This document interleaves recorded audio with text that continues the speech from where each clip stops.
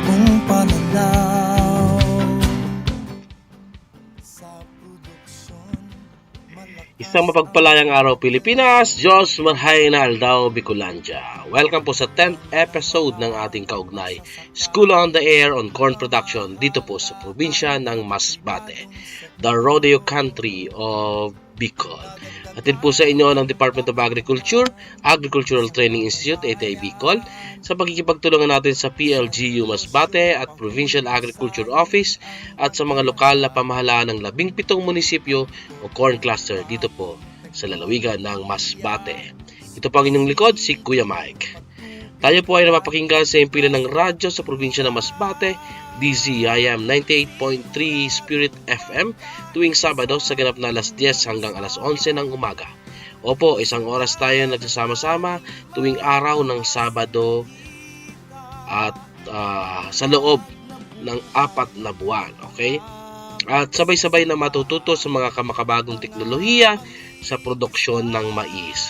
Gandang buhay po sa ating 500 farmer enrollees at syempre ang kanilang mga SOA coordinators na nanggaling sa 16 na munisipyo at isang lungsod o corn cluster dito po sa lalawigan ng Masbate.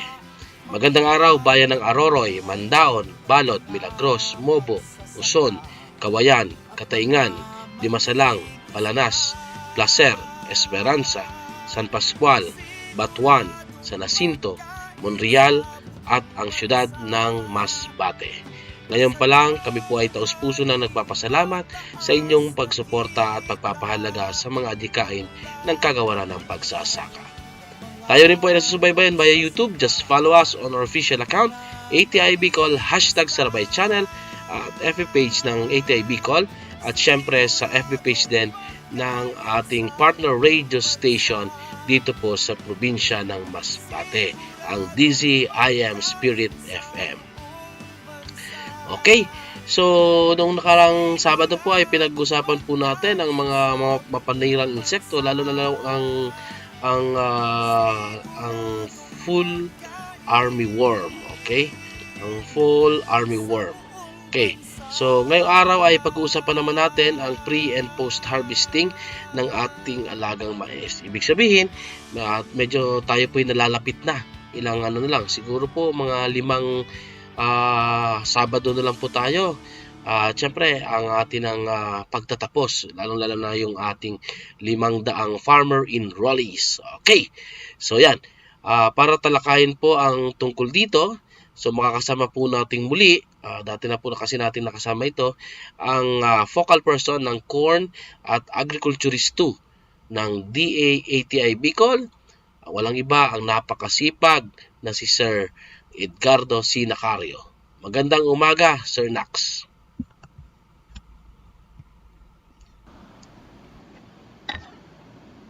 Magandang araw sa ating mga magsasaka sa Masbate, sa probinsya ng Masbate, sa ating mga ating provincial corn coordinator at report officer, lahat na involved sa corn dyan sa province, sa pamumuno ng ating masipag na provincial agriculturist, si engineer, at sa ating mga technician na assign sa mga School on the Air coordinator sa mga munisipyo ng Masbate na kasama sa ating programa, at siyempre sa ating mga estudyante sa School on the Air. Magandang araw po sa inyong lahat. Ako na naman po, si Sir Nax, at magtatalakay po tayo ng topics sa harvesting and post-harvest management sa mais. And ito na po siguro, malapit na tayo magtapos kasi harvesting na ang ating topics. Pero ang sabi ng ating ATI coordinator sa SOA, sa September pa, kalahatian pa ng September ang pagtatapos ng ating School in the Air. Sa pasimula po, ang ating pong topics ay galing po sa UPLB, University Research Associate Agricultural System Institute, College of Agriculture and Food Science, University of the Philippines at Los Baños, Laguna. At ito pong topic na ito ay natalakay na rin po sa mga training of trainers ng FSTP. Alam ko naman po sa Masbate ay inabot na po ng mga trainings ng ating FSTP. And to start, ito pong unang topic natin ay ang harvesting and yield computation. Dito po ay ang matutuntunan natin kung kailan tamang pag-ani and ma-estimate natin ang magiging ani sa ating mga bukirin, lalong-lalo sa pagmamais. Sa objectives ng ating topic, sabi dito, define harvesting concept and techniques. Dapat malalaman natin kung anong mga words na pwedeng mai-explica natin, kung anong mga gustong sabihin. Then, siyempre, i-discuss natin mga importance ng proper harvesting, kung yung tamang paraan ng pag-aani para ma-minimize yung kawalan o nawawalang ani sa ating mga maisan sa post-harvest and sa harvesting kasi may marami pang nawawala na sasayang. Then syempre, sabi ko nga, mag-compute po tayo ng ani sa kwan pa lang, hindi pa nakikilo or nasasako, may estimate natin kung ilan ang maaani natin sa isang hektaryang maisan. Ito muna, yung mga definition. Sabi nga, ano ang harvesting o ang pag-aani? Sabi dito, sa salitang English, is the process of gathering ripe crops from the field. Yan po, ang pagkukuha o pagtitipon ng mga tamang-tama ng anihin or yung hinog. Sabi nga dyan ripe is hinog na, at tamang edad na pwede nang anihin o remove. The process of gathering o pagkuha, pagtipon ng mga hinog ng pananim sa bukirin. Then, sabi diyan sa harvesting, every corn variety has its own schedule of maturity. Ang mga variety ng mais, tulad ng napag-aralan natin, may tatlong klaseng variety, yung OPB, Open Pollinated Variety, Hybrid Variety, and yung mga GMO, genetically modified corn, ay may kanya-kanyang schedule of maturity. Mayroong 100 days, 105, 110, up to 120 days, and may mas maaga na 90 days. Example natin dito, ang IPB bar 6 na OPB variety yan na puting mais na may 100 days na edad pagkatapos pagtanim. Yung DAP, gustong sabihin po niyan, DAP is days after planting. Yung pong IPB bar 6 ay yun po yung puting mais na kung tawagin din ng iba is Yap corn kasi na-develop ito ng panahon ni Secretary Yap, yung IPB bar 6 na puting mais na ginagawang pagkain ng tao. May mga practices sa pag-ani. Sabi diyan, dapat may ang recommended na full maturity. Dapat sagad doon kung ilan ang nakalagay doon sa sako, nakalagay doon kung ilang araw ang maturity days niya, dapat masundan po natin. And siyempre may mga sinyalis din kung nakalimutan natin na wala yung sako, na wala yung information, ay may mga sinyalis or indices or sa maturity na mamaya tatalakayin natin. And sabi diyan sa practices ng harvesting, dapat ang pag-ani ng mais ay hindi pinapatagal sa bukirin or sa mismong taniman ng mais. Dapat ma-harvest natin sa shortest time possible. Posibleng gawin natin ito sa madalian para hindi masayang ang ibang mais natin sa bukirin. Then, under definition pa rin, ang physiological maturity, ang gustong sabihin diyan, yung araw ng yung kanyang makikita mo sa mais na siya talagang mature na. Yun nga, sinabi ko nga kanina, required number of days of the corn to mature, may 109, at 10, 120, 105, o 100. Then, yan po ang tinatawag natin physiological maturity. Then, usually characterized by the presence of the black layer at the base of the corn kernel. Ayan po, yan po ang ebidensya kung magtatanggal tayo ng tipasi o yung kernel o grains ng mais sa kanyang cob or sa botol, makikita natin doon na mayroon ng black layer na gustong sabihin mature na siya at tapos na siyang supplyan ng nutrients galing sa puno ng mais. Gustong sabihin, putol na ang connection nila and pwede na siyang anihin. Yan po ang ebidensya na wala nang pagkain na natatanggap yung kernel or yung grain galing doon sa corn cob. Yan po ang example natin makikita sa picture na sa dulo ng nakakabit sa corn cob ay kulay itim na siya, yung nakakabit. Yan. Sabi nga, may tatlong factors na naka-apektar dyan sa maturity ng corn. Yung genetic makeup o variety, yun na yun. Mga sabi nga, ang genetic, ang yung katangian niya, kung anong variety. Na mayroon tayong mais na pag mature na, ay lahat na parte ng katawan niya, pati yung bunga is color brown na siya at dry na ang mga dahon. Yan, sa mga genetic makeup o variety yan. Then, sa seasons of the year, isa rin sa mga factors na nakaka-apektar sa pag-mature ng mais kasi mas madaling mag-mature ang mais kung tag-init na aanihin kaysa sa tag-ulan. Then, siyempre, sa latitude, ang gusto sabihin sa taas ng lugar, galing sa sea level or galing sa may tubig, na pag mas mataas, galing sa sea level, ay matagal mag-mature. Tulad na kung ikaw ay magtatanim sa Baguio City ng mais, mas matagal na siguro at least mga 10 days or 5 days kaysa doon sa lowland. Yan. Sa pang mga sinyalis ng dapat na pwede ng anihin or optimum harvest, yung moisture content. Isang sabihin ng moisture content, yung tubig na presente sa kernel niya o sa grains. Dapat may medyo siya, tuyo na. Then, siyempre, kanina, paulit-ulit natin sinasabi ang varietal characteristics niya.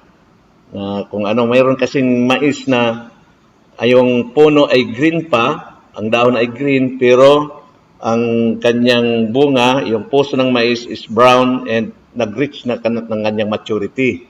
Then, siyempre, yung black layer at the base of the kernel. Ayan, inulit na rin natin na talagang yan, magkukuha kayo ng sample. Pag itim na yung nakakabit doon sa corn cob or sa butol ng mais, yon ay talagang mature na siya. Kasi gusto sabihin, stop na ang kanyang ang pagkain na sinusupply sa kanya ng mother plant.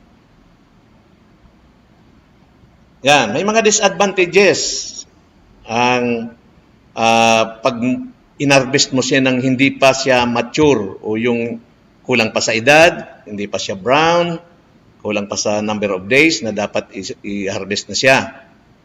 Ang una, nababawasan ang ani niya kasi nagsusupply pa yung mother plants, yung puno ng mais, sinusupplyan pa yung corn kernel o yung grains, kaya hindi pa siya tapos kumain ng mga nutrients. Kaya kulang pa ang kanyang pagka-complete na mature. Basta hindi pa siya black layer, isang sabihin, kumukuha pa siya ng pagkain.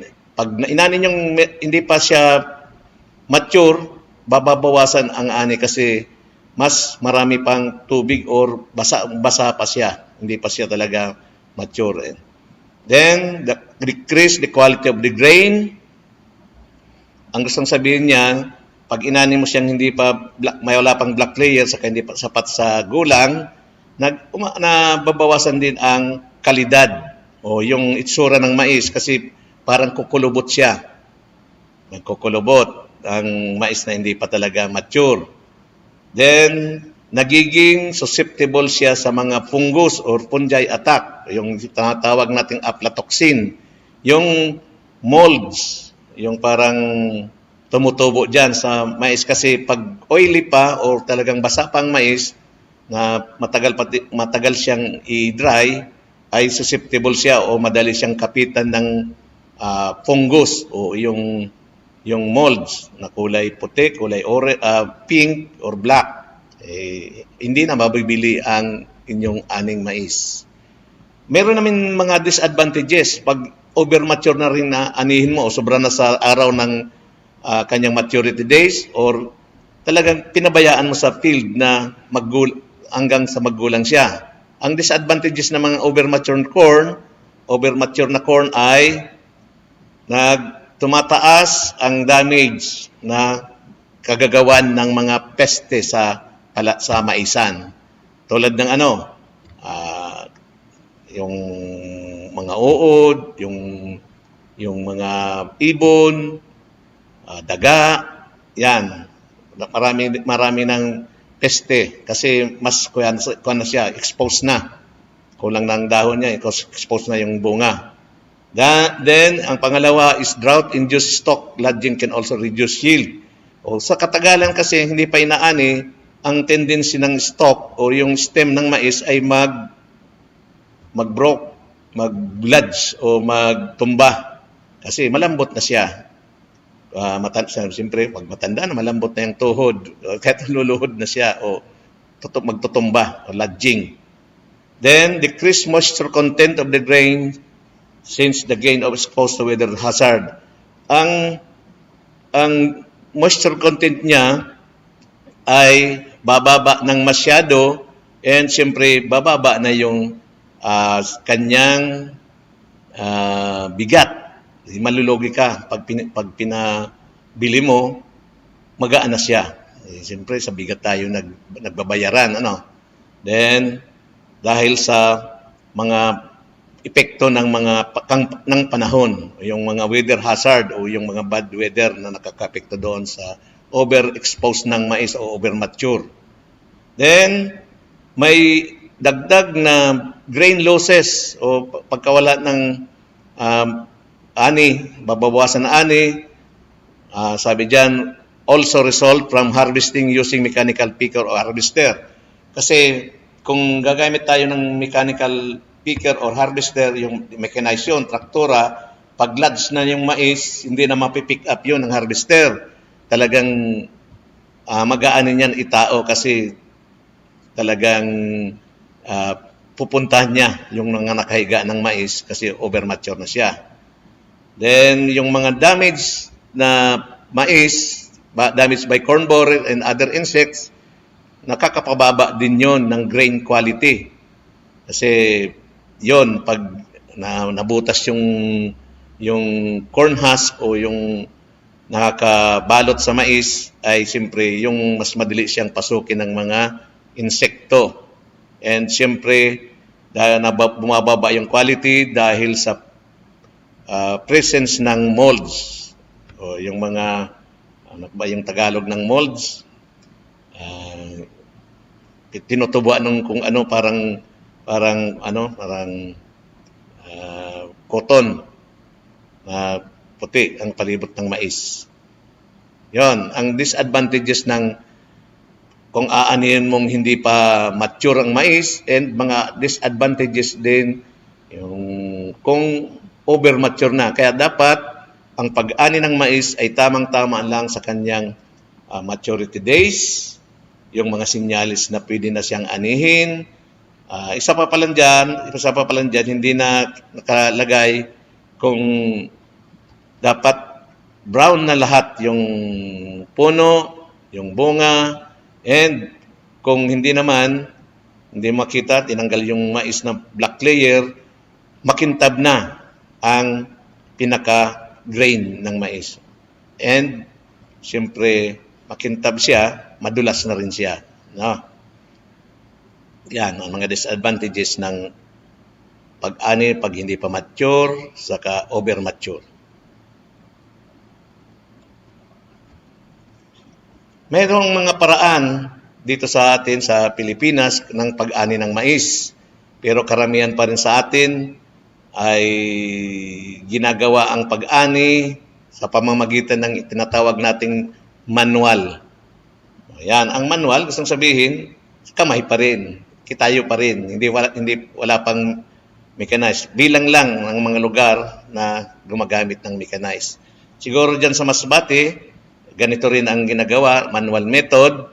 Ang may isang manual method na inaalisan muna ng balat yung mais, na nakatindig pa ang mais, yung plant mismo, and ilalagay na sa sako. Inaalis yung balat, doon pa mismo itinitira sa may puno pa na nakatindig. Yan. Karamihan din ganyan ang ginagawa, lalong-lalo sa mga damo na maisan and yung malalawak na taniman.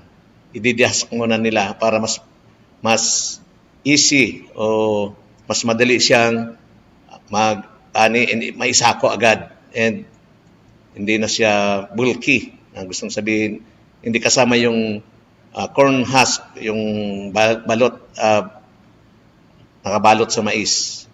Then, ang iba naman, dito sa Kamsur, nung wala pang, may ganito ring style na pag-ani, na manual, pinuputol sa ibaba, o yung cutting the stalk of the corn. Pinuputol muna yung mais, then itinatambak, may nagsusunod ng idinidihask niya. Nakatumba na yung mais, and parang malinis na rin ang bukid na tinitingnan mo. Kinakat muna sa ibaba, then itinatambak sa isang nakalinyang tinatambak, then may sumusunod na may dalang sako, and kinukuha muna. O hindi muna isinasako, kinukuha isa-isa, then dinidahask, o yung inaalisan na ng balot ng cob, ng ear, then saka na lang itinatambak muna sa isang tabi, and may susunod na rin na magsasako. Ilagay na sa sako. And iba naman, yung mismong cob, tinatanggal sa puno ng mais and iniiwang nakatindig pa rin ang mais. Yung kasama yung yung corn husk, sinasako na rin nila. Ang iba naman, pinuputol muna yung pag mature na siya, pinuputol muna yung sa ibabaw niya, yung may tassel, and itinitira yung hanggang sa may bunga. Then sa kanan niya, sabay-sabay na aanihin. Tinitira din ang corn husk sa puno. Yan, mas maraming gumagawa niyan sa may parteng Ilocos Region and sa Isabela and Cagayan, sa Region 1 and Region 2 na mas malalawak na maisan. Then dito naman sa mechanical, yung mga tractor-driven picker. Sa ibang country na malalawak na maisan, yan na ang gamit. Talagang siguro milyones din ang presyo niyan, and sa malalawak na lugar, ginagamit yan sa malalapad na taniman. And hindi pwede yan sa may mga bulubundukin kasi matutumba ang machine na yan, yung tractor na yan na tractor-driven picker. Yung makikita natin sa picture na parang mga ararong nasa unahan, and kinukuha na yung mais and linalabas na shiller na. At may nakasunod na ring traktora na yung kukuha ng mais. Separate na shelled na, grains na siya. Pag galing sa puno, grains na, talagang high-tech. And dito sa Mindanao and sa Isabela ay pinapractice na yan, kung lalong-lalo na doon sa isang farm na sa Isabela na tinatawag natin Corn World. Laging pinupuntahan kung may field trip ng mga corn technician, ay makikita natin ang mga machine na yan. And kung minsan, kung may timing na may ani, na i-demo. And siyempre, mga imported ang makina niyan, o yung mga traktor na yan. And siguro, yan sa isang mga programa ng ating gobyerno, ng Department of Agriculture, na maging mechanized na rin ang ating maisan. Tulad ng sinisimulan na sa palayan, may planter na tayo, may harvester pa. And siguro sa mga susunod na panahon o mga taon ay ganito na rin ang gagamitin natin kasi kulang na tayo sa labor. Lalong-lalo sa pag-ani and pagtatanim ng mais. Ayan, ang sinasabi ko na may mga kung ma-over-mature ang mais, yan na ang magiging resulta. Yan, may alamag. Yan, sabi ko na yung molds ay alamag. Makikita natin sa picture na dapat kung mag-aani tayo, huwag nating imimix yung may damage. Kasi once na ma-mix natin yan, baka maapektaran din pati yung magandang mais, baka magano na rin kasi may molds yan, may fungus, and ang mais is oily, mas madalis siyang kapitan ng alamag o yung mga fungus na yan or molds. Kaya dapat i-separate yan, kasi kung ma-mix niya ng ganitong klase ng mais, baka pag ipinagbili niyo yan ay babawasan ang presyo. Kasi ang mais ay kina-classify din sigon sa itsura niya o sa kalidad niya. Kaya dapat separated na yan, mga ganong klaseng mais. Makikita natin dyan, compare mo, ang mas maganda at yung talagang na-damage na may mga molds or alamag na kinapitan ng fungus.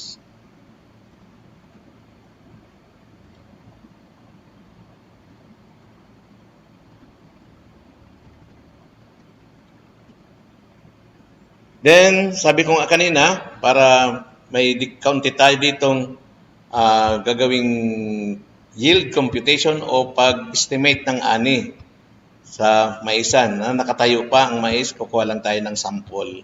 Dito, siguro mas mahirap ito, pero ipaliwanag kung paano nakukuha ang yield na hindi pa naaani. Madidetermine na natin kung ilang sako o ilang kilo ang maaani or tonelada. Ayan. Ito ang formula. Sabi daw kung ilang tons per hectare ang maaani, kailangan nating compute ng fresh weight by kilograms, i-multiply natin sa number of plants per hectare, tapos yung sample ears na kukuha tayo ng 5 malalaki, 5 nasa katamtaman at 5 maliliit. Tapos na mais, kabali 15 sample ears, then i-multiply natin sa moisture content and the shielding recovery. May assumption dito na ang isang ektarya, kung ang distansya ng pagtanim is 75 by 25 cm, yung 75 centimeters yung between rows and between hills ay 25. Kaya mayroon tayong magiging 53,333 na number of plants sa isang ektarya na isang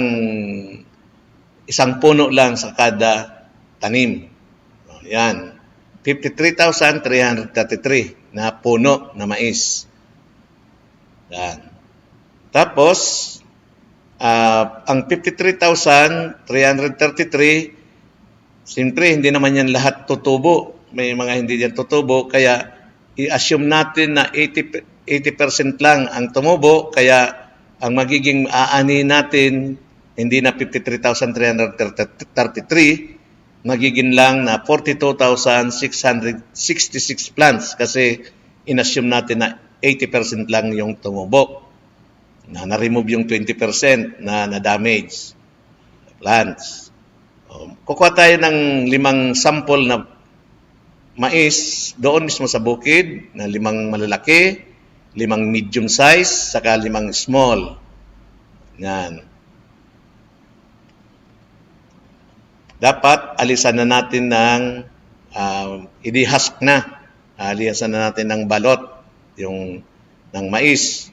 Then alisan pa rin natin yan ng moisture content, i-convert natin na assuming na 14% na lang ang maaani natin na pwede nang ipabili. Then may shielding recovery na 80% uli, na pig shield mo yan, i-multiply pa natin ng 80% lang and mawawala yung by 20. Ito na ang mangyayari natin sa ating yield computation. Yan ang mga assumption and yung formula. Sa yield computation, 2.7 kilograms yung naging bigat ng 15 na nung 15 sample plants natin kinuha, na 5 medium, 5 large, saka 5 small.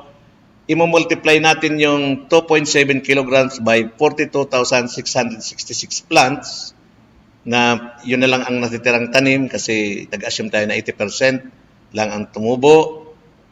Then, i-over natin ng 15 yung number of sample plants na kinuha natin. Then, i-multiply natin ng 85% yung shield recovery, and i-convert natin sa 14% moisture content. Kaya multiply natin ng 0.85 times 0.80. Ang kalalabasan niyan, ang maaani natin sa isang hektarya is 5,233 kilograms. O gustong sabihin, makakaani tayo ng 5.2 tons per hectares of shield corn na 14% moisture content na pwede nang ipagbili. Kung 5,223 tons per hectare, pag i-convert natin sa kung ilang sako, i-assume natin na ang isang sako is 50 kilograms, pero kung malaking sako ang lagyan mo ng mais, susubra yan, nag-75 kilos yan. Pero dapat 50 kilograms lang ang kada bigat ng isang sako kasi yun lang ang tamang-tamang binubuhat ng isang tao. Kung ganon, mangyayari, ang 5.2 tons na per hectare, pag i-convert natin sa number of sacks, ay magiging 104 sacks per hectare o 100 may 4 na sako ang magiging ani natin. Yun ang pagdedetermine ng ani. Kaya sinali natin yung yield computation. Okay? Natapos yung isang parte natin sa harvesting. Dito na tayo sa post-harvest management. Kasi harvesting pa lang yun na una nating tinalakay. Dito naman sa post-harvest and management, kasali na dito yung pag-shell or kung sa palay, tracing o tracer. O dito naman sa mais, sheller. Pag-drying, pag-iimbak or storage, and kung gusto pa ninyo na i-mill or corn milling. Yon, lahat yon kasali sa post-harvest management. Kaya tatalakayin natin yon isa-isa. May objective din ang topic na ito ng post-harvest. Para malaman daw natin kung ano yung mga nakakapalaman sa post-harvest management ng mais, yung mga fundamentals. Then, isasabi natin o ilalatag natin ang ibang off-farm o sa farm or sa labas na naani na kung ano yung mga technologies sa post-production ng mais, post-production technologies for corn. Then, para ma-adapt natin yung mga rekomendadong practices at the levels of post-production operation. Gusto sabihin ng post-production, after nating ma-harvest.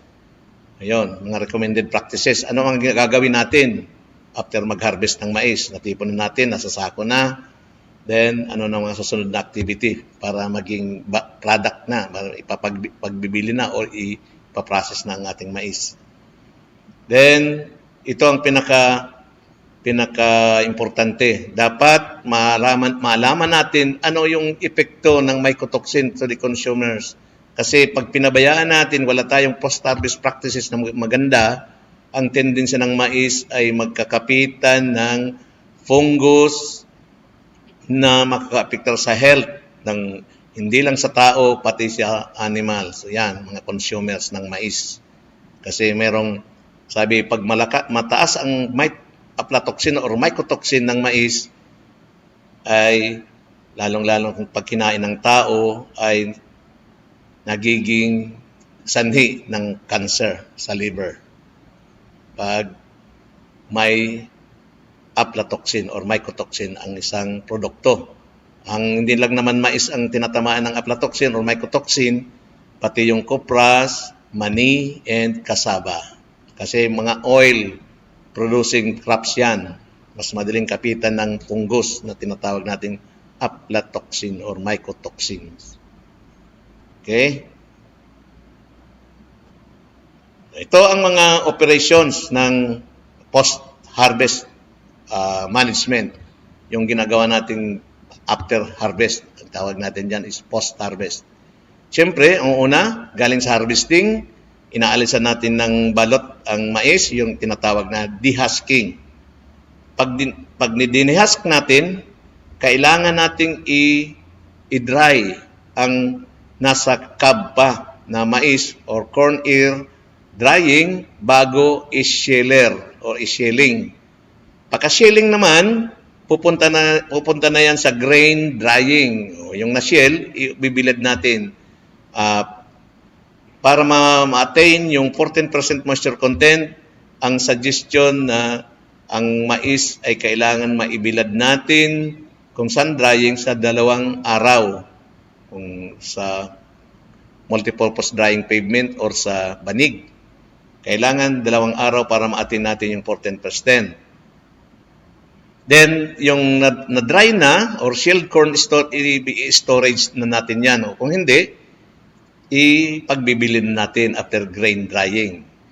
Gabalit na natin sa kumprada. Pero may iba-ibang process na ginagawa after ang shelled corn galing sa storage.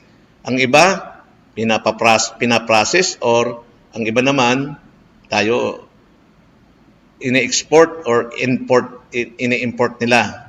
Tayo, hindi pa tayo nag-import ng mais, nag-export ng mais, lagi tayo nag-i-import. Yan, isang operation yan.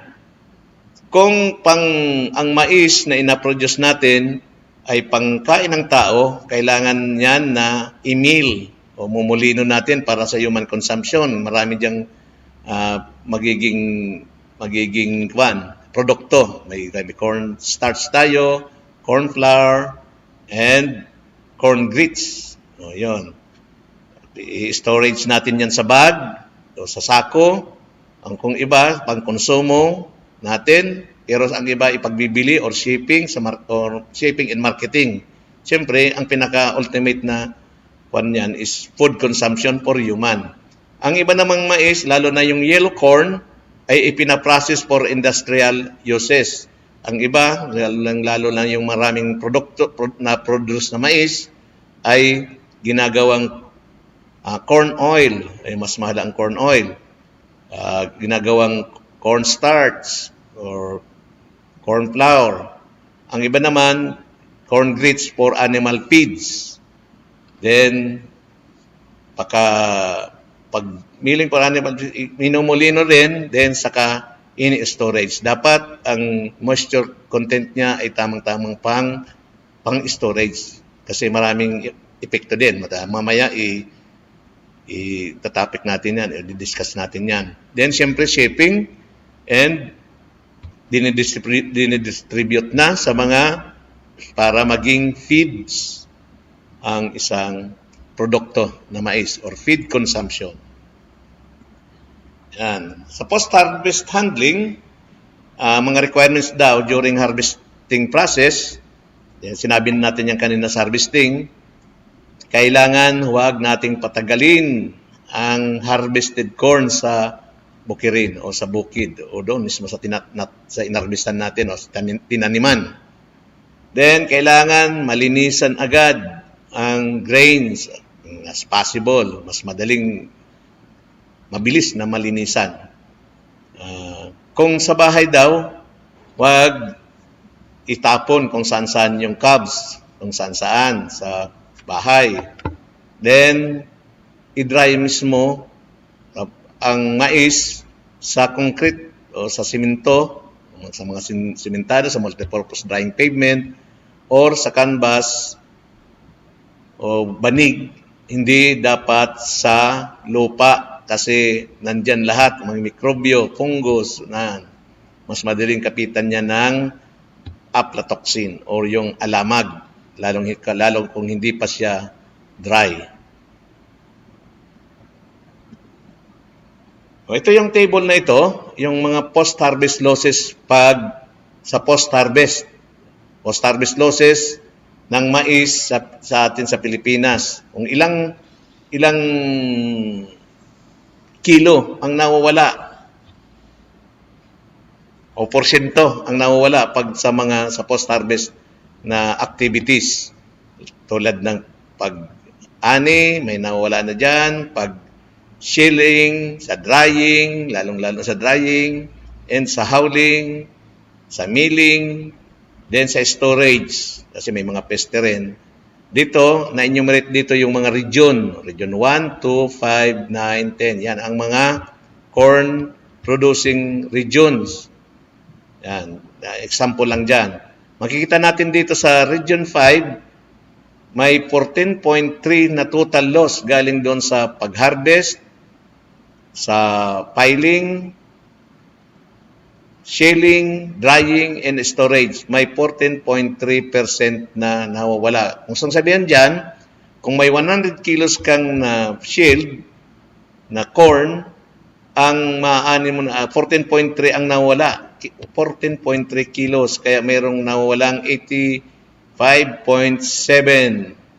Ay manatitira na lang sa 100 kilos mo na 85.7. Ang 100 kilos mo, yan na lang ang magiging resulta kasi nawala na yung 14.3 kilos sa isang 100 kilos na mais. Yan ang mga example. Ang pinakamataas ditong nawawalan ay 16.8 sa Region 12. Sa Region 12 ay sa South Cotabato. Yan, mga Sultan Kudarat, yan ang Region 12. Ay ARMM, Region 11 is Davao, Region 10 is Cagayan de Oro, Misamis Oriental, yan, Region 9, yung Zamboanga Peninsula, Region 5, Bicol Region, Region 2, Isabela, Cagayan, yan, Cagayan Valley, and Region 1 is the Ilocos Provinces. Yan ang mga nawawala kung walang sapat na post-harvest facilities. Sayang ng 14.3 kilos na mawala sa dalawang kaban na 50 kilos, di 100 kilos. Yun ang nawala sa mga post-harvest na kulang. Yan, meron ding mga factors na naka-apekto sa mga losses sa post-harvest. Ang una is varietal characteristics. Siyempre yung hindi natin alam kung ano yung mga ilang days ang maturity niya, mga karakter ng varieties. Then, siyempre sa weather condition, lalong-lalo na kung mag-anihan na, tag-ulan, kailangan naman ng mais na mabilad mo ng 2 araw. Kung wala kang masisilungan dyan, ibasa ang mais, mas madali siyang maalamag o yung molds. Kasi madaling uminit yan, may oil kasi ang mais sa loob ng kanyang ban. Then, may isa pa ring factors na naka-epektar sa mga losses natin yung methods and practices employed. So sabihin, maling practices na ginagawa natin ay kadagdag din, isang factor din ng post-harvest. Then, socio-economic environment, yung may environment natin, siyempre, nakaka-apektar din yan. Yung magsasako, hindi magsasaka. Yan, socio-economic environment yan, nakapalibot. Siyempre, pag nanakaw yung ating harvest, malaking kawalan yan sa ating harvest. Then, availability and efficiency of equipment. Meron din naman tayong mga dryer, kung hindi naman efficient na mag-dry, mas mahal pa, mas malulugi ka pa pag nagpa-dry ka sa mga nagagamit ng gas, ng kuryente, kisa sa maggamit ng sun drying or yung mga multipurpose drying pavement na gamit ang init ng araw. Okay, yun ang mga factors ng post-harvest losses. Then, mayroon din mga problema sa mga post-harvest operation. Siyempre, nangunguna dyan yung kulang ang kapital or operating cost. Lagi naman yan na kasi pag wala kang kapital, wala kang gagamitin sa mga post-harvest, lalo na yung chiller. Wala kang dryer. Yun. Siyempre, pati yung mga gagamitin mong mga linis na sako, banig. Yan. Then, lack of awareness, resistant to change. So, isang magsasaka na hindi nag-attend ng training.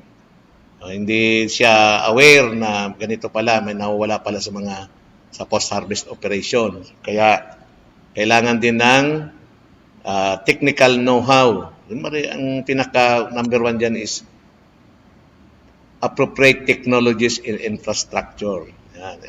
Awareness sa resistant to change. Kailangan sa training, mababago natin ang ugali natin. Then, yan.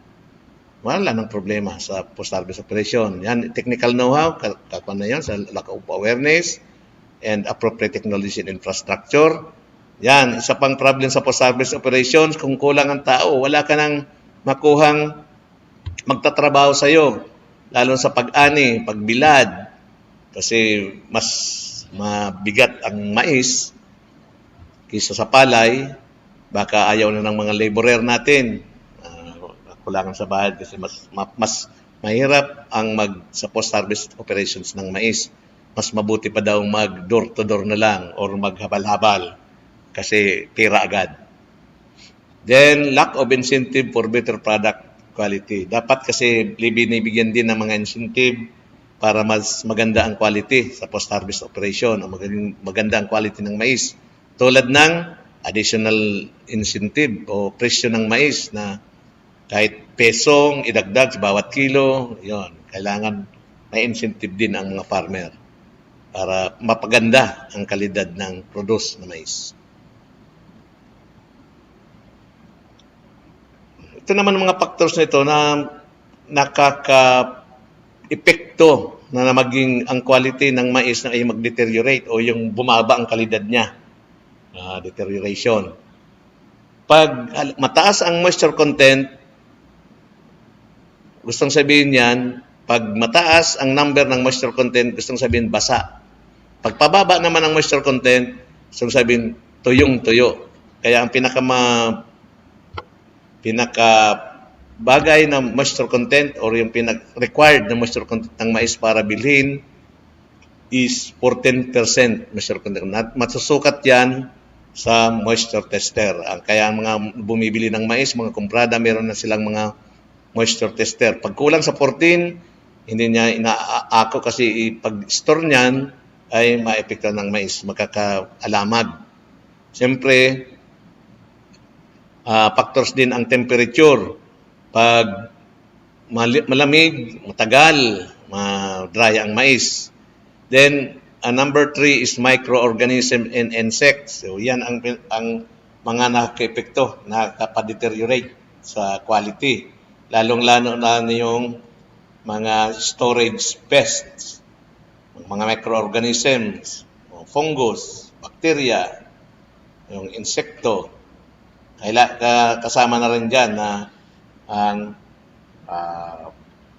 pagbasa ang mais, mas madaling uminit na nasa sako, yan, mga nakaka-apekto. Mga impurities, yung mga may mga mais na pag-shell ay hindi na may mga mix na lupa, may yung mix ng butol o yung corn cob, hindi na alis.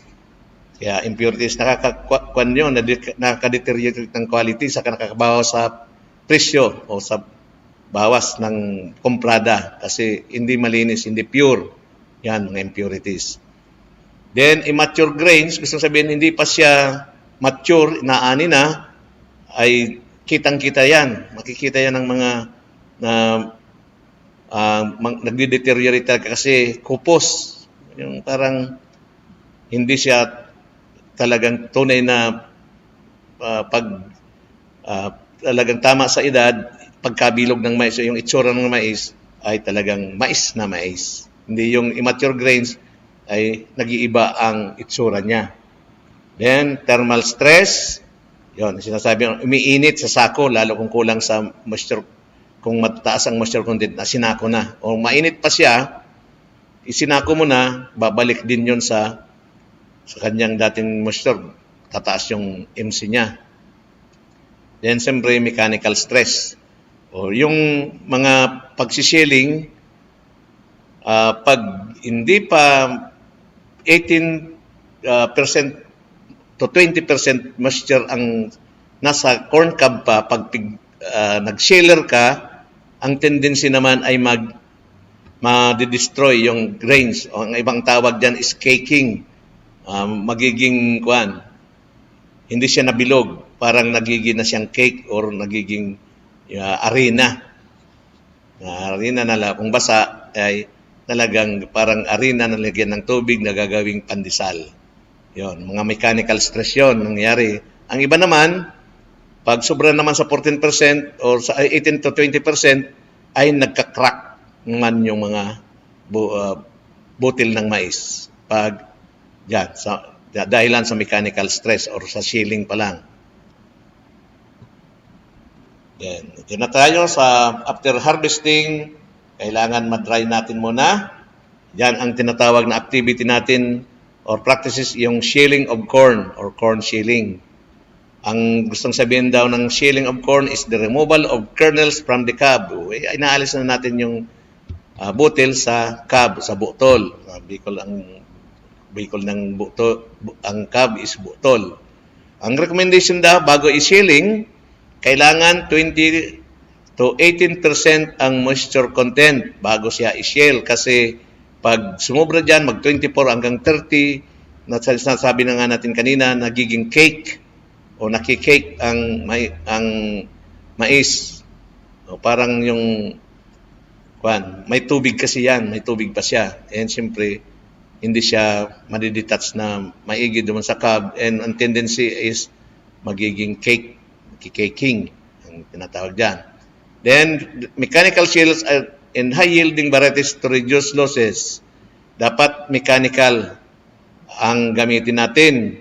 Ang iba kasing ginagamit sa pag-shelling is may kinokotsilyo, yan, nakikita natin mamaya. Then, dapat sa shelling, separate na yung hindi pa mature or yung mga immature, mga discolored and poor quality corn ear, yung katulad ng pinakita natin kanina na may mga alamag yung iba, dapat hindi separate, dapat naka-separate sila. Hindi dapat ma-mix doon sa magagandang corn ear. Kasi, siyempre, pag minix mo sila, ang tendency niyan is parehas na sila. Mahain ang quality o mababa ang quality. Then, when using mechanical sheller, o yung mga sheller, dapat ang procedure dapat i-follow natin o should be observed. Kung anong mga nakatakda na pwedeng gagawin sa mechanical shelling, dapat yon ang susundin. Yan, ang mga existing or practical na pag-corn sheller. Yung makikita natin sa may taas, yung tubo na binagyan ng talim sa loob, then iniikot lang yung mais, then nasishell na siya. Ang iba naman, ginagamitan ng kutsilyo para pero mahirap yan, lalong matuyo ng mais at matigas na siya. Dan iba naman, yung ginagamitan lang ng kamay, mahirap din. Ang iba, ibinalagay sa sako, binabasbasan ng stick para matanggal yung corn grains or corn kernel sa husk. Yan, nandiyan ang existing practical na pamamaraan, shelling with the bare hands, yung pagrupo, sabi sa Bicol, pagrupo. Then beating the corn ears in sack using a flail and using a nolnod. Ang iba naman, yung may pako sa kahoy na parang kudkudan na hindi pinupos yung corn ear para matanggal yung corn kernel. Yan. Mahirap yan pero mas maganda talaga kung mechanized na. Tulad nito, mga mechanical corn sheller. Noong una, wala pang makina, kailangan ibibirahan lang para magbisikleta. Yan, may gadgaran or manual corn sheller. May agricultural AMDP, ang tinatawag natin noon na AMDP, mga engine-driven corn sheller, ayan mga tulad ngayon, mga bago na. Magagamit na ng mga engine. May 2-drum, may 3-drum corn sheller. Mayroon tayong convertible na Erie, na thresher na, sheller pa. Meron tayo dyan sa DA. Pwedeng gamitin sa palay, pwedeng gamitin sa mais. Erie model yan. Then sa Napier o Pelmic na ngayon, may mga improved ng corn sheller na kahit na hindi mo nabalatan ang mais kasama yung corn husk, ilinalagay na sa corn sheller. Then ang tawag diyan corn sheller and dehusker. Ang lumalabas is pure na mais na, yung mga corn husk ay nililipad na. Ayan, may mga after shelling na kukuhan niya, after na madry pala, may mga grading factors na.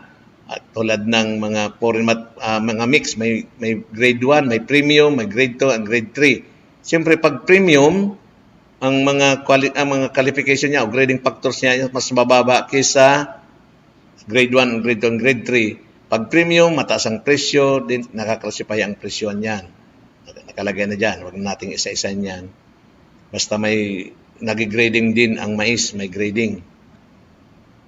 Sa drying naman tayo, may mga pamaraan din. Removal, ang gustong sabihin daw ng drying is the removal of excess water from the grains to maintain good quality over the prolonged period of time.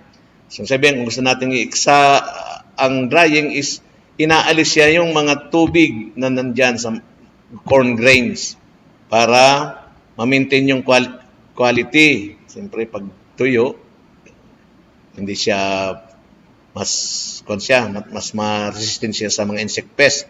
And pwede nating i-imbak sa matagalang panahon. Meron tayong dalawang operation sa drying.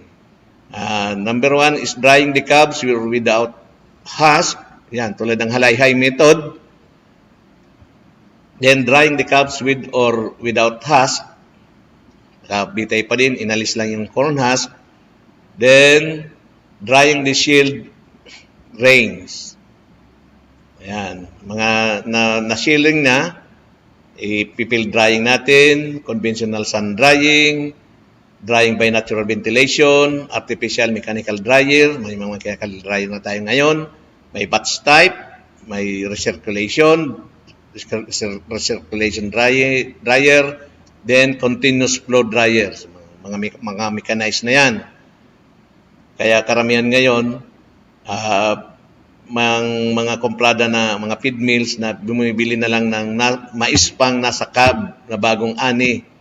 Yon, mas prepared nila sila kasi may mga gamit na silang mechanical dryer saka sheller ay nabibili na. Pero kung ang presyo ngayon ng mais dito sa Kamsur is nag-range sa 20 pesos to 21 pesos per kilo, pag nasa kabang presko pang bagong ani, ang presyo naman yan is 10.50 or 11 pesos.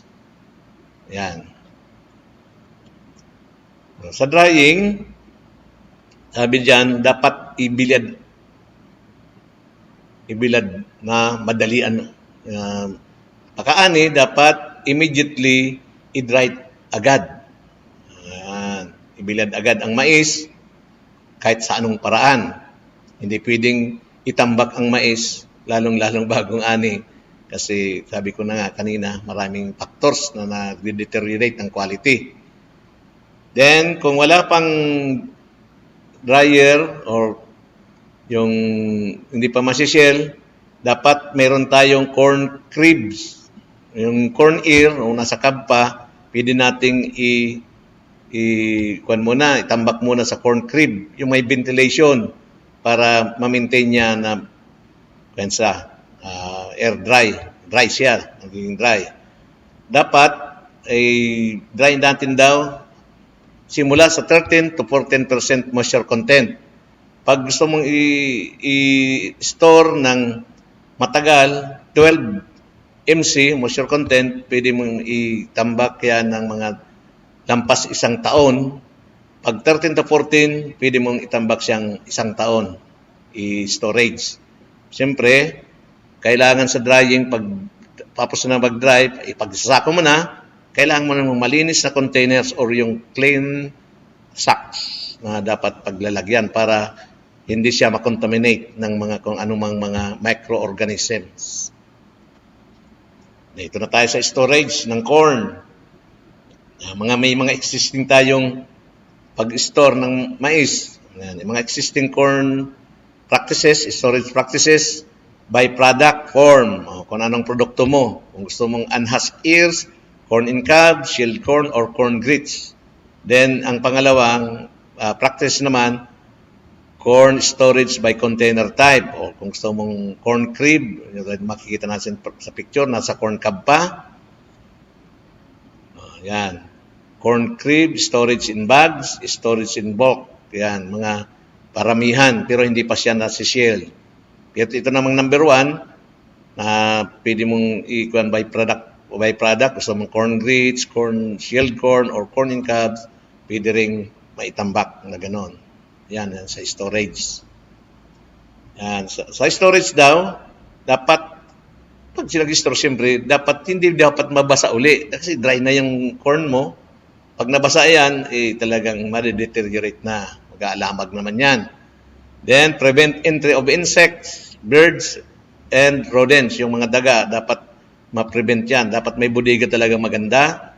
And provide good ventilation to the stored corn. Kaya kung naman, yung mga corn crib, dapat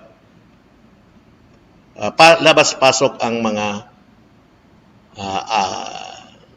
hangin para may ventilation. Dapat ma-maintain daw yung moisture content niya na 13 to 14% para mas matagalang storage. Ang sabi naman dyan, follow the FIFO or the first in, first out principle. Kung anong unang inilagay mong una, dapat yun din ang una mong ilalabas. Kaya FIFO, first in, first out. Na itinambak. Siyempre yung matagal mo nang tinambak, dapat yun ang unang ilalabas. Dahil hindi naman yung bago mo lang ipinasok, yun ang ilalabas mo agad. Yun ang isang principle sa storage, FIFO. Mayroon tayong mga storage space of corn. Mayroon tayong inatawag ng mga insects, yung mga bukbok, mga rodents, yung daga. And siyempre molds, yung tawag na nating aflatoxin, yung alamag. Mga storage pest, mga pest yan. Pag nandun yan, ay wala ka ng mga gawa. Hindi na yan bibilhin, hindi mo na mapakinabangan na pagkain para sa ating mga livestock or pang-konsumo ng tao. Yan, tinatawag natin kaninang mycotoxin, saka aflatoxin. Yan, ang sabi ko na nga kanina, na yan, pag merong ng aflatoxin ang mais mo, ay very dangerous para lalong-lalo sa human consumption. Kahit na pang feeds, kasi nag-accumulate yan sa katawan ng mga hayop, din tayo ay kumakain ng mga karne, nandun pa rin yung aflatoxin. Kahit mo na yan ilaga sa lana, kung kumukulong mantika, hindi nawala ang aflatoxin. Yan, isang toxin yan. O gustong sabihin ng toxin is poison. Nakakamatay. Pag may aflatoxin, ang mayroon dyan, may molds, na walang na-discolored, na wala na yung tunay na kulay, mabaho, mapait, madaling mabulok, and mahinang milling quality. Yan. Kaya iwasan natin ang pag-imbak ng mais na hindi talaga siya tuyong-tuyo. Kasi mas madali siyang kapitan ng mga molds or fungus na nagbibigay na resulta na maging aflatoxin. O, yung sabi, na poison o nakakamatay o basta may aflatoxin nagkukausa yan ng liver cancer maging sa hayop in pati sa mga tao na nagkukonsumo ng mais na may aflatoxin. Then, dito na tayo sa last, sa corn milling. May existing practices tayo dyan, types of milling process, or may wet milling para sa starch and flour, and may dry milling para sa consumption ng tao and para sa feeds. Karaniwang resulta dyan is the corn grits, yan, yung bigas na mais. Meron naman tayong iba-ibang klaseng ng corn mills. Meron tayong grinder type mill, hammer mill, roller mill. Pero ang pangkaraniwan natin ginagamit is the hammer mill. Lalo yung paggawa pag ang resulta is corn grits or yung bigas na mais. Lalong-lalo dyan sa Masbate natin dyan, sa mga taga-Masbate na kumakain ng mais, yan ang ginagawa, yan ang mga types of corn mills na ginagamit natin. Hindi naman yan pwedeng bayuhin. Kaya dapat kailangan din may mga mulino ng mais. Ayan, may din ang mga grades, factors by weight. May premium. May kung aflatoxin, may sinusukat yan. Dapat ang grade 1 hanggang grade 4 from premium, meron lang 20 parts per billion. Ayan, mahirap naman kung yan. Billion na yan eh. Dapat meron lang 20 sa kada billion na yan, nakuha ito sa mga laboratory na didetermine. Huwag na natin kuhan yan. Basta ingatan lang natin na hindi mag-grade 4 o dapat laging premium ang ating product. Yan ang mga qualification, mga requirements. Pag premium, ang aflatoxin niya for food is 20 ppb, for feeds is 50. Pag discolor grains, dapat trace lang, trace, or mga grits, other colors, grits of other size, dapat 1% lang. Then, ang moisture content niya dapat is 14. Ang iba naman, grade 1 to grade 4, parehas din ang moisture content dapat. Yan ang mga graded na mais. Itong pipeline naman ito, yung sa lahat naman yung produkto, yan ang mga dinadaanan hanggang sa pag-produce, mag-process, pag-transport, pag-storage, sa processing and packaging, and marketing. Then, yung lahat na produce ay pupunta sa consumers na nakapackage na. Lahat na yung mga nandyan na nakasulat, processing, transport, storage, yan ang food pipeline hanggang makarating sa mga consumers. Mga preventive measures daw para sa ating harvesting hanggang sa post-harvest, dapat i-practice natin yung sanitation para ma-prevent yung ibang mga kung ano-ano mga makaka-deteriorate sa quality ng mais. Sanitation, legislation, kailangan din may mga rules na ipapalo. Then, disinfection, lalong-lalo sa mga storage. Then, kung pwede, mag-chemical control tayo, pero hindi naman yung makakasira sa health ng tao.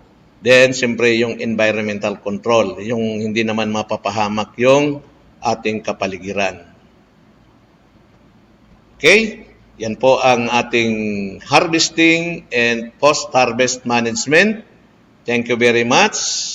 Sabi nga dyan, to God be all the glory. And nagkapasalamat ako sa UPLB, lalong-lalo sa FSTP team na nabigyan tayo ng ginamit na for discussions ngayon. And sa muli, ako po si Sir Nax, nagpapasalamat sa ating mga farmers and malapit ng ating graduation. Congratulations. Sana may hanggang September pa tayo kalahatian. Meron pa tayong mga special topics at meron pa rin akong 4 na topics i-discuss sa inyo sa mga susunod ng linggo. And meron pa rin tayong ibang mga bisitang magsasalita dito tungkol sa corn production technology. From planting from seed selection, from site selection up to harvesting and marketing. Muli, papasalamat ako sa mga corn technicians natin sa Masbate na mga corn coordinators na naging SOA coordinators na rin. And siyempre sa atin sa Provincial Office ng Agriculture ng Masbate, and siyempre sa ating mga estudyante, ang mga corn farmers na kitang-kita ko naman sa mga report na very supportive and cooperative, lalong-lalo pagdating ng oras na ganito, pagkasabado, 11 to 12 or 10 to 11, ay tipon na sila. Thank you very much and God bless. Sa produksyon, malakas ang Ayan, okay. So, maraming salamat, Sir Edgardo Nacario, ang focal person ng corn at agriculturist 2 ng DA-ATI Bicol. Okay, so ayan mga farmer enrollees, marami na tayong nalaman at definitely sana naunawaan natin. Okay, so sa susunod na Sabado ay mas lalo pa nating payayabungin at dadagdagan ang ating mga kaalaman sa produksyon ng mais. Okay, so napakabilis po talaga ng oras. Maraming salamat sa DAPLGU ng Masbate, OPAG at ang 17 LGU sa corn clusters ng Masbate. Sa aming Center Director, Ma'am Elsa, Chief ng IS Section, Ma'am Prime, at nakasama po natin sa technical side si Kuya Chan at siyempre si Miss Joy Dean, ang ating admin staff ng IS Section. So maraming salamat po mga ating kaugnay sa pagsubaybay, pakikinig at panonood. Sa susunod na Sabado po ulit, 10 to 11 ng umaga po tayo, same radio station. Muli po, ito ang inyong lingkod, si Kuya Mike, na nag-iiwan ng isang masaganang ani at mataas na kita, mga kamais. Stay safe and stay healthy. The day of fortune is like a harvest day. We must be busy when the corn is ripe. Sa mais, ma-amaze ka talaga. Diyos mabalos po.